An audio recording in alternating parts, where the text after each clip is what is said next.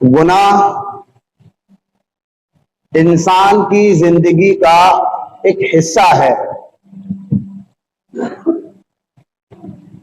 حصہ ہونے کا مطلب یہ ہے کہ انسان کتنا بھی چاہے گناہوں سے بچ نہیں سکتا ہے. اس سے کہیں نہ کہیں چھوٹے سے چھوٹا گناہ سرزد ہو ہی جاتا ہے. لیکن یہ گناہ اللہ تعالیٰ اس وقت تک معاف کرتا ہے جب تک کہ انجانے میں ہو، اور جب گناہ بڑھ جائیں، اتنے بڑھ جائیں کہ زندگی کا حصہ نہ رہے بلکہ زندگی ہی بن جائے، انسانوں کے اندر عادت پیدا ہو جائے گناہ کرنے کی، تو اللہ تعالی ذہن کے اوپر، دل کے اوپر ایک ٹھپا مار دیتا ہے، مہر جس کو کہا جاتا ہے. جب وہ مہر اور ٹھپا دل و دماغ کے اوپر لگ جاتا ہے تو پھر انسان گناہ کرنے کے بعد یہ سمجھ ہی نہیں پاتا کہ میں نے گناہ کیا ہے. اب وہ عادی بن گیا. جب وہ گناہوں کا عادی بن جاتا ہے تو اس کا ریاکشن کیا ہوتا ہے؟ اس کا ریاکشن یہ ہوتا ہے کہ اب دین کی باتیں بری لگنے لگتی ہیں، دین کی اہمیت کم ہو جاتی ہے اور گناہوں کی اہمیت بڑھ جاتی ہے.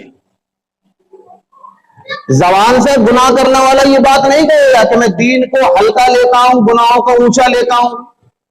اس کے اعمال بتائیں گے کہ ہاں اس کے نزدیک دین کی باتیں، دین کے مسئلے ہلکے ہو چکے ہیں اور گناہ کے مسئلے بڑھ چکے ہیں. جب عادت پڑ جاتی ہے، اگزامپل دے دوں، جب مسجدوں کے اندر اذان ہوتی ہے اور گھروں کے اندر ٹی وی چل رہے ہوتے ہیں تو ٹی وی بند کرنے کی جگہ والیوم کم کر دیا جاتا ہے.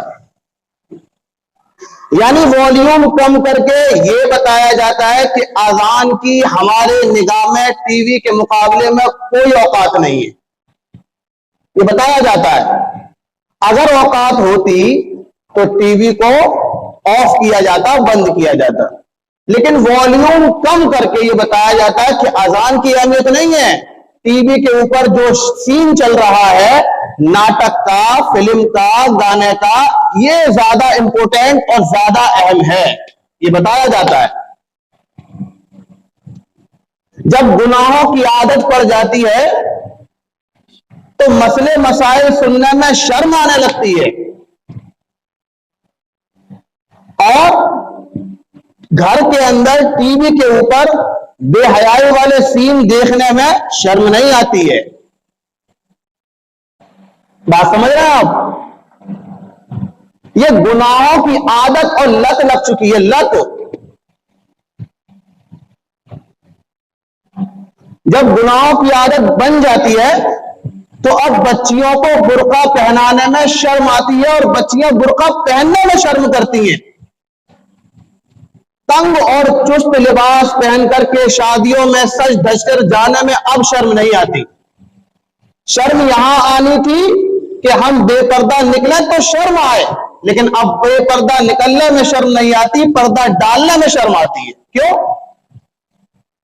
اس لیے کہ زندگی کے اندر جو گناہ تھے وہ اب گناہ زندگی کا حصہ نہیں رہے بلکہ زندگی ہی بن چکے ہیں. صبح سے لے کر اٹھ کر شام تک جب گناہوں میں زندگی گزرتی ہے تو سمجھ میں نہیں آتا کہ ہم کام کیا کر رہے ہیں، گناہ والا کر رہے ہیں یا ثواب والا کر رہے ہیں، بس کر رہے ہیں.